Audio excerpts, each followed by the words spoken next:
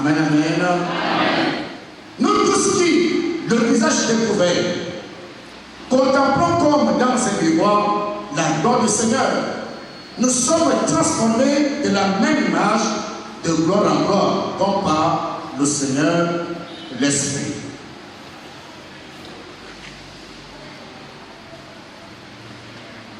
Lorsque nous sortons de la captivité, de là où Dieu nous a pris, nous empruntons le chemin du ciel.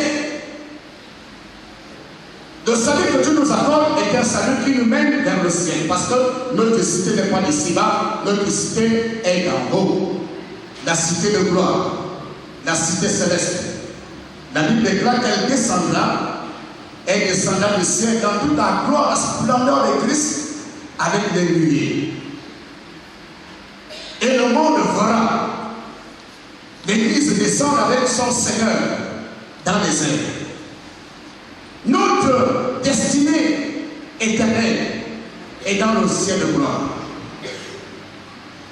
Notre salut ici-bas nous amène premièrement à une transformation. Notre image doit se transformer de gloire en gloire selon le Seigneur. Et ensuite, notre conquête, c'est de gagner les autres. La conquête du chrétien est également pour sauver les perdus, ceux du monde, ceux qui ne connaissent pas encore Jésus. Donc nous luttons sur le front. La conquête des âmes et la transformation de notre vie.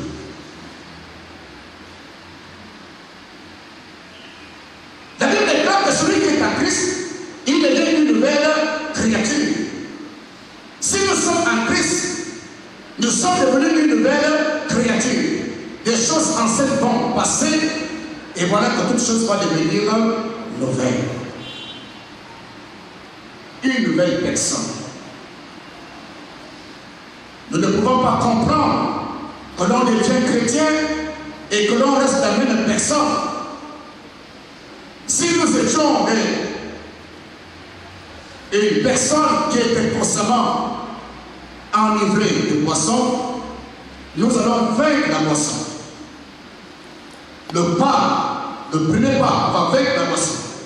Nous étions coléreux, la colère va tomber. Si nous étions méchants de cœur, la méchanceté tombera. Si nous étions adonnés au plaisir de la chair, ce désir va tomber. Si nous étions pleins d'animosité, ça va tomber. Si nous étions quelqu'un qui allait toujours raconter des affaires des autres, ce caractère va tomber et nous avancerons dans le changement de notre vie et de notre caractère. Parce que Jésus habite en nous. Celui qui est en Christ, il y a un changement de caractère qui se produit naturellement dans sa vie. Et il tend vers le meilleur, vers la perfection. Parce que le Dieu n'aime pas la créature de Dieu. Le Dieu n'aime pas la gloire de Dieu.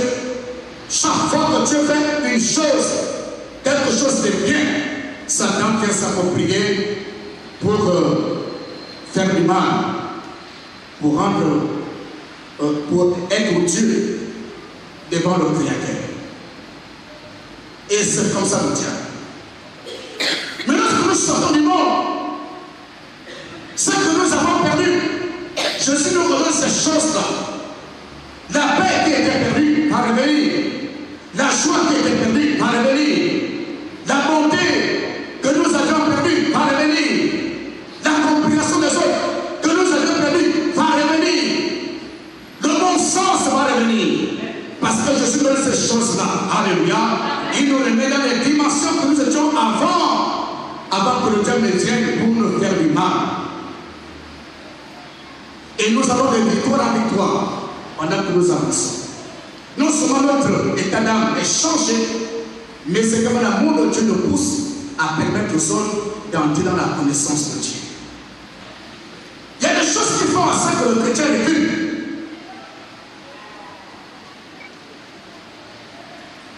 La rébellion.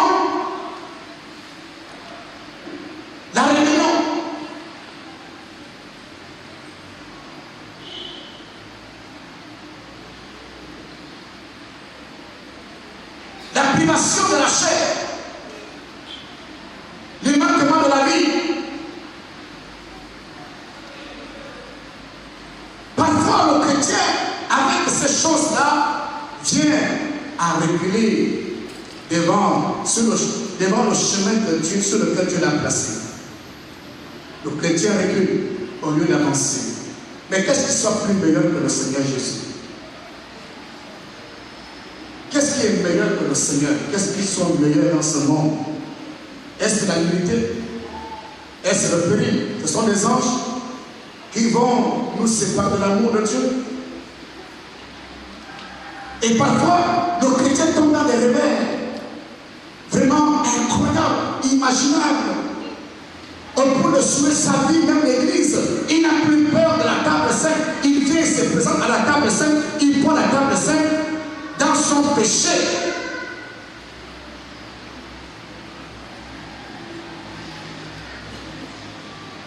Vous savez que la Bible déclare que ce que l'homme aura semé, il va le récolter. Les gens qui manquent de discernement par rapport à la conséquence du péché, ils vont se retrouver dans des conditions où ils vont regretter Amen. Parfois, Dieu se retire, il t'abandonne dans ton état, dans ta foi également, dans ta voie du péché. Il a eu parfois un moment donné où le Seigneur se retire de toi, il se met de côté pour t'observer comment tu apprécies le mal, comment tu apprécies la méchanceté, comment tu t'apprécies dans ton péché. Il se met de côté pour te regarder. Et malheureusement, beaucoup sont devenus malades. Non seulement malades spirituellement, mais c'est pas malades naturellement. Et pour sortir de là, ils ont des problèmes. Ils sont devenus des religieux. Or, Jésus n'est pas venu pour nous apporter la religion. Jésus est venu pour nous apporter la vie. La vie éternelle et la vie en nous-mêmes. La vie de paix, la vie de joie, la vie d'espérance. La véritable vie, la vérité en toi. Tu vis la vérité. Jésus est venu avec la vérité et non pas avec la religion. Nous, parce que nous apprécions le péché et nous restons dans la religion. Comment comprendre que nous avons goûté à la vie de Dieu, à la vie céleste? Nous avons goûté à la lumière de Jésus et que nous reculons de nouveau dans ce que nous avions abandonné depuis des années. Pour le chrétien, la chute est un accident, non pas un état de nature. Lorsque l'homme de Dieu ou bien un chrétien vient à trébucher, à l'instant même, le chrétien reconnaît que ce n'est pas bon ce qu'il vient de faire.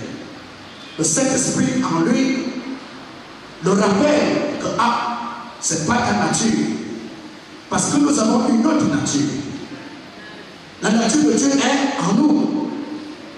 Et nous avons l'habitude de dire, bien aimé, nous ne sommes pas comme les autres. Nous avons Dieu en nous. Et sa nature est en nous. Ce que peuvent faire les gens du monde, nous ne sommes pas capables de le faire. Parce que la nature de Dieu nous défend de faire ces choses-là. Ce que l'homme est capable de dire, moi je ne peux pas le dire. Ce que l'homme est capable d'aller entreprendre, moi je ne peux pas parce que nous ne sommes pas pareils. Tu n'es pas pareil que lui.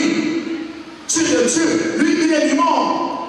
Il est sous la direction de l'esprit du monde.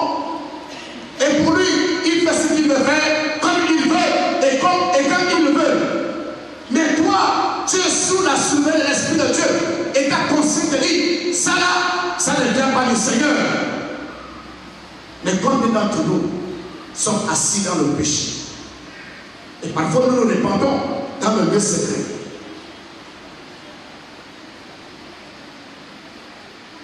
L'apôtre Paul parle de la repentance. Il y a la fausse et la vraie.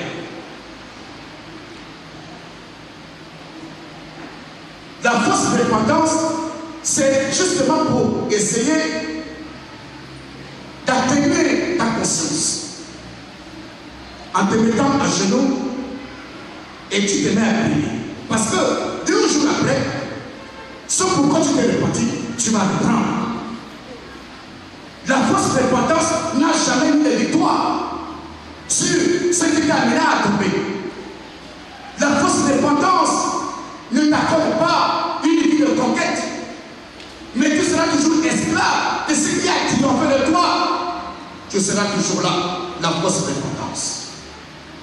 Mais la vraie repentance, elle consiste à dépouiller les œuvres des ténèbres. Elle consiste à déclarer ce qu'on a fait publiquement. La vraie repentance nous amène la honte du mal que nous avons commis. Et devant Dieu et devant les hommes. Alléluia. Et cette repentance est mêlée de l'Esprit de Dieu qui nous amène à recevoir le pardon.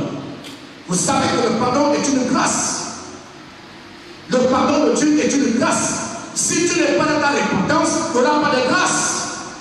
Pendant que tu te répands, il faut l'Esprit de Dieu qui t'amène à la repentance.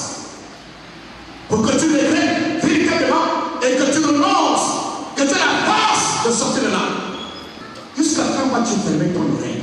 Est-ce que tu sais que les prophètes dans ce lieu, des hommes qui voient, des hommes qui entendent, des hommes avec qui Dieu parle, peut-être que tu méprises, mais tu reçois des messages tous les jours, des messages évangéliques. On te reproche, on te rappelle à la vérité. Tu as quelque chose de peur? Veux-tu périr le nom de Dieu? Est-ce que tu vas aller en enfer avec les œuvres mortes? Vous savez, Dieu parfois laisse égarer les personnes. Même l'homme de Dieu qui est compatissant, malgré la grâce qui est sur lui, des fois Dieu retient, ne fait rien pour lui. Ne fait rien parce qu'il a cherché.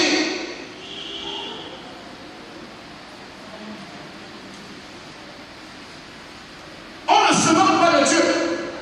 Ce qu'un homme aura semé, il va le récolter. Ne cherchons pas les religieux. La religion ne nous amène pas au ciel. Dieu a un peuple vivant, dans lequel il habite. Son notion est en lui. Sa puissance est en lui. Non seulement pour le changement de sa personne, mais également pour gagner les autres. Tu vas prier pour les autres seront guéris. Tu prêcheras l'évangile, les hommes vont se convertir parce que tu es avec toi. Alléluia. Il y en a ceux qui craignent et ils n'ont même plus la capacité de parler de Jésus à leurs amis, à leurs voisins, même aux parents, parce que le parent connaît ta vie.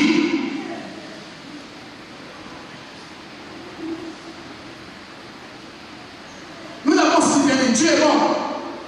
Voyez le jeune homme qui était dans la maison de son père. Il était béni, il était garni avec son frère. Il avait même des serviteurs. Il décide de récupérer son héritage. À coup sûr, c'est vrai qu'il a certainement beaucoup parlé pendant des semaines et des semaines à l'oreille de son papa, qui était patient et qui se posait certainement des questions, mais où est-ce qu'il veut partir avec l'argent? Et finalement, le père les a fait asseoir. Comptez. Voilà, ça c'est ta part, et voilà aussi ta part. Il a pris ton argent. Il a pris, comme il décide. C'est toujours le désir. Parce que l'accident ne paie le désir. Ça vient comme ça. Mais celui qui est amorcé par la convoitise entre dans le désir d'accomplir quelque chose et de satisfaire sa chair. Toujours le désir. Il a pris, il est parti. Lorsqu'il est parti, il a commencé à dilapider. Faucher. Parce que ce que tu prends va toujours finir. Voyez bien les dons que nous recevons. Étant donné, si tu renonces à la foi, le don disparaîtra.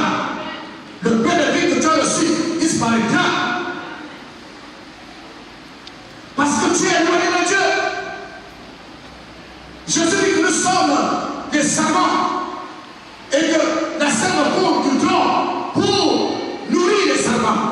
Si tu es détaché, la vie qui vient de Jésus ne va plus t'alimenter parce que tu es loin du Seigneur. Et le jeune homme est parti. Et comme Dieu sait bien faire les choses, la famille est venue. La famille des cœurs.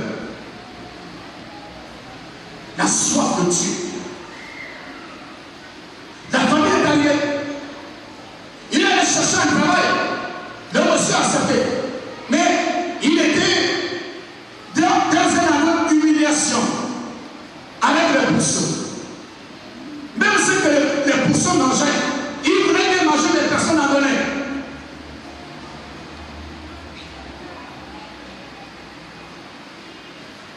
Jusqu'à ce qu'il a pris conscience. Il a pris conscience. Même si je suis dit, mon père va se faire tel que je suis. Et lorsqu'il a pris conscience, il s'est levé. Il est sorti de son état pour aller dans la maison de son père. La Bible dit que lorsque son père le vit de loin, ce n'est pas lui qui a couru, mais le père a couru. Le père a couru, l'a embrassé avec la joie dans le cœur. Parce qu'à coup sûr, le père était assis pour attendre. Regardez au loin, est-ce qu'il va apparaître un jour? Est-ce qu'il va revenir? Le père était inquiet. Inquiet, le cœur de Dieu est inquiet pour nous. Pour nous qui commettons les abominations. Pour nous qui sommes assis dans les ténèbres. Pour nous qui apprécions le mal et le péché. Le cœur de Dieu est inquiet.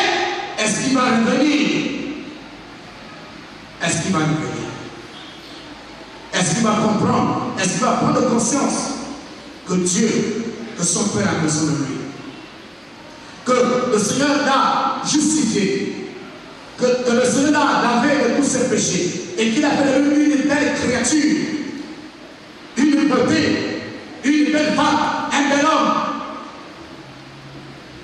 Et que Dieu a fait de lui quelqu'un doté des vertus dont le monde ne possède pas. Est-ce qu'il va revenir? Le Père était là. Oh, il a tout dépassé. Il faut qu'il le retienne. Jusqu'à ce que l'enfant est revenu. L'enfant pensait que le père allait gronder, mais il n'a même pas dit un mot. Il a simplement dit à ses serviteurs, allez prendre des souliers, allez chercher la robe blanche, et mettez-le. Il a même mis l'anneau sur le doigt pour sceller l'alliance avec son père, avec son fils.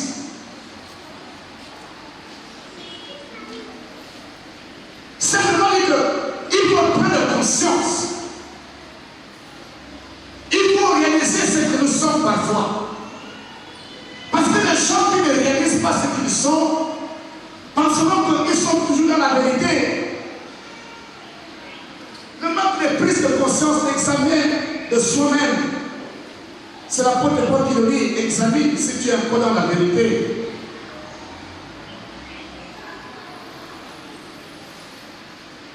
Bien aimé,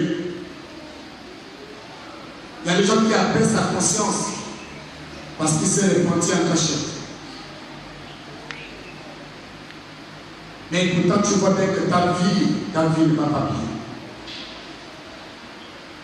Tu es en joie parce qu'il y a la joie de l'évangile, la joie, là où tu pries, mais au fond de toi, tu n'es pas en joie. La prise de conscience. Regardez sa propre vie, regardez à soi-même. Seigneur, qu'est-ce qui m'est arrivé? Pourquoi de cela? Ce jeune homme a pris conscience de sa vie. Il a reconnu son tort, ses fautes. Il a été humble. Il a été humble. L'humilité précède la gloire. Mais l'orgueil va au-delà de l'écrasement de la parole de Dieu. Un orgueilleux ne reconnaît pas ce qu'il est et ce qu'il fait. Il pense qu'il fait bien et qu'il est toujours le meilleur. Mais en finalité, c'est l'écrasement qui nous arrive. Le Seigneur veut que l'on prenne conscience. Celui qui fait mal doit pouvoir s'arrêter. Tu marches, arrête-toi et examine-toi. Examine-toi.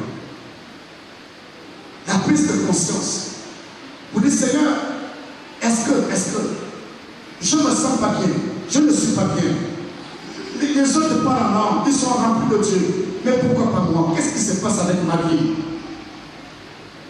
Qu'est-ce qui se passe avec moi, Seigneur? Il est bien vrai que Dieu, parfois, nous amène à des épreuves difficiles, l'épreuve de l'enfant, l'épreuve de l'enfant brillant, l'épreuve d'amener la prière, tu pries, parce que l'espérance est dans ton cœur, tant tu es vivant, quelle que soit celle que tu vis, le Seigneur Jésus est vivant, il est plus grand que l'épreuve. Alléluia. Il est plus grand que Dieu. Il est plus grand que Dieu. L'épreuve ne pourra pas nous amener à succomber. Même la vérité, il y a des gens, à cause d'un morceau de viande, ils abandonnent Jésus.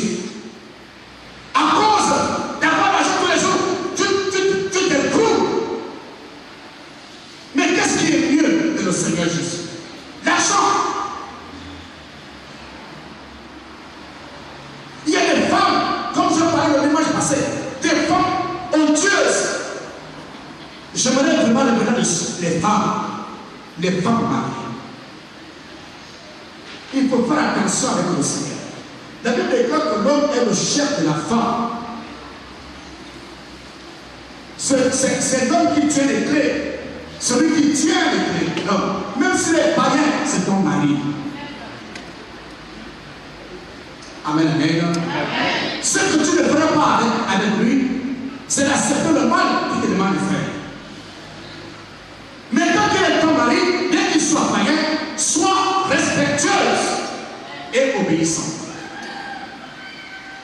Soyez soumise à vos maris, dit la parole de Dieu. C'est l'homme qui conduit le bateau et non pas la femme. C'est pas la femme qui porte le pantalon.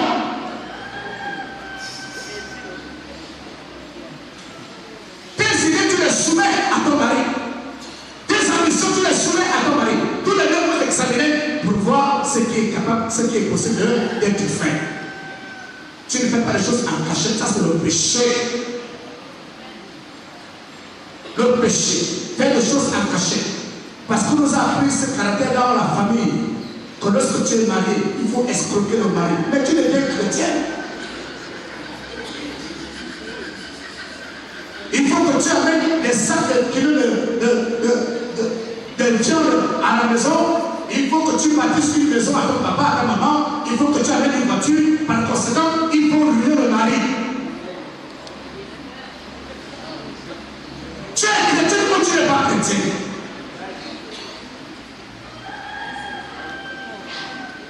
Chaque fois qu'une femme fait des choses en cachette et ne pas parler à son mari, elle est en train de pécher. Ne viens même pas pour la table de Saint-Michel.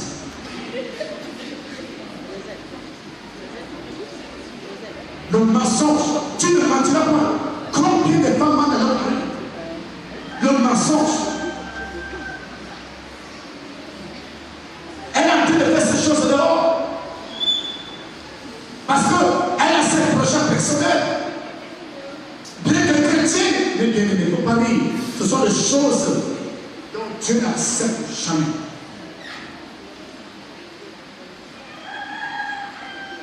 Donc le prix des maris, la nuit.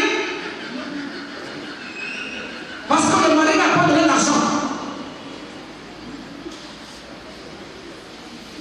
Ça c'est le péché.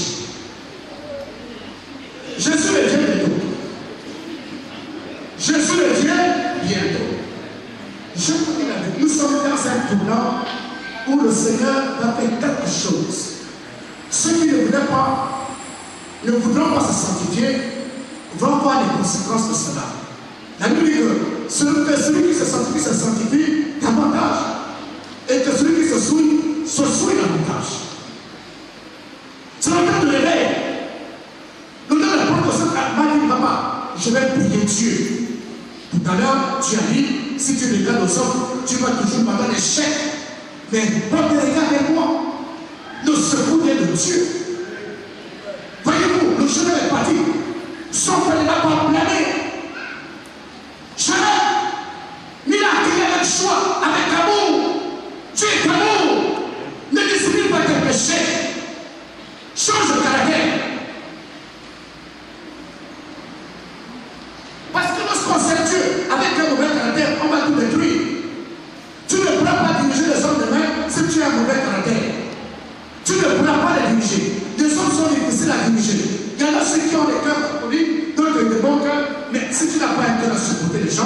les gens qui t'insultent, les gens qui t'humilient, les gens qui te méprisent, qui te regardent à gauche et à bas, si tu n'as pas ce cœur-là, est-ce que tu pourras les diriger?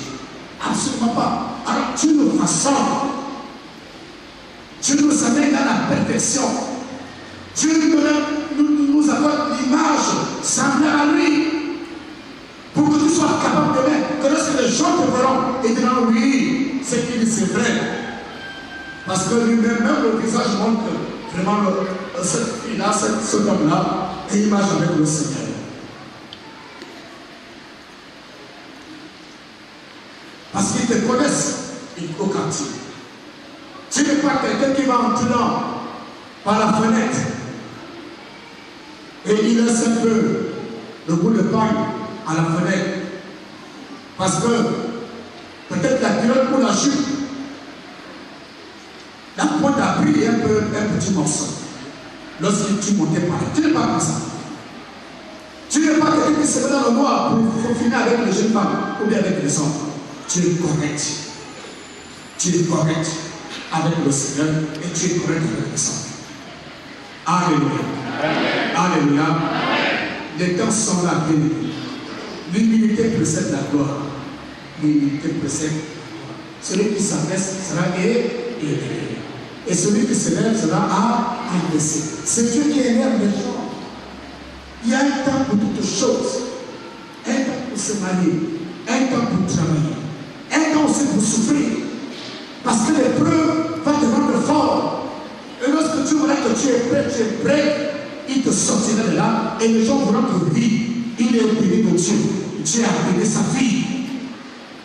Mais s'il ne supporte pas l'épreuve de la privation, l'épreuve du célibat, moi, papa, je l'appelais le chef des célibataires. Alléluia. Le président des célibataires, c'était moi, au Pécanite. Et tout l'église riait. Et moi, je me trouvais la tête. Parce que j'étais le président des célibataires. Est-ce qu'aujourd'hui, je ne suis pas marié? Est-ce que je ne suis pas marié aujourd'hui? Alléluia. Et puis, ils ont dit, pasteur, mais c'est comme avec les bébés. Je dis, ah, il faut profiter maintenant. J'en ai 6 avec la femme. Alléluia. Et ce qui est merveilleux, c'est que mon épouse est restée toute droite comme ça. Alléluia. Toujours qui? C'est ça. Lorsque tu fais que bénira, autant chahi. Alléluia. Ne trébuche pas à cause de l'homme ou à cause de la femme. À cause de non, reste debout. Parce que Dieu a prévu pour que les grandes choses, un avenir heureux, tu l'as en conquête pour obtenir ce que Dieu t'a réservé. Si Joseph n'était pas resté debout, il n'allait pas devenir ce qu'il était devenu. Malgré la tentation de la femme de Potiphar, Joseph a dit, moi je crains Dieu. Alléluia. Et Dieu l'a aimé parce qu'il a gardé la pudeur et la crainte du Seigneur. Le Seigneur veut faire quelque chose avec toi. Mais regarde-toi ce soir, ce matin. Sois humble, abaisse-toi. On va prier ce matin. Dieu t'a envoyé cette parole uniquement pour toi. Uniquement pour toi. Parce que le Seigneur t'a parlé plusieurs fois. Tu n'as pas écouté. Il te demande d'être humble. Reconnais. Arrête-toi et reconnais. Quel que soit ce que tu as fait. Dieu ne te dit pas ce que tu as fait. Mais Dieu connaît ce que tu as fait. Et ce que tu pratiques en secret. Dieu connaît. Et si tu n'as pas obtenu la victoire aujourd'hui, c'est parce que tu n'es pas bien réparti. Nous allons prier au Seigneur. Excellent Père de grâce, nous te bénissons. Nous te rendons toute la gloire. Parce que tu es le Dieu qui est digne de recevoir la gloire. Tu es un Dieu incomparable, incommensurable. Oh, gloire à toi, Seigneur, pour l'action puissante du Saint-Esprit ce matin au milieu de ton peuple. Ce matin, tu as encore sauvé. Tu as délivré, tu as guéri. Merci Seigneur. Merci. Merci pour le glorieux Saint-Esprit que tu as laissé à ton Église afin qu'elle marche conduite par elle. Merci Seigneur pour ce peuple nombreux. Ce peuple qui a venu te louer et t'adorer. Merci pour tes serviteurs et tes servantes. Oh Éternel, bénis abondamment ce peuple. Oh, que chaque personne ici ce matin soit bénie de la part de l'Éternel, oui. Que la vie de chaque personne soit transformée, afin qu'elle soit réellement une autre personne. Un croyant, une croyante qui te loue en esprit et en vérité. Merci Seigneur pour ton grand amour, ta compassion et ta miséricorde. Seigneur, bénis cette assemblée. Qu'elle ait une croissance numérique, Seigneur, au nom de Jésus, et que davantage d'âmes se donnent dans cette église. Bénis tous serviteurs et tous les serviteurs. Merci, Père, pour ces moments bénis en ta présence. Oui, que le sang de Jésus nous couvre et nous raccompagne, chacun dans sa demeure, que tes anges nous conduisent. Merci, Père, pour tout ce que tu as fait ce matin. Toi qui fais toutes choses pour ta seule gloire. Merci. Au nom de Jésus-Christ. Amen.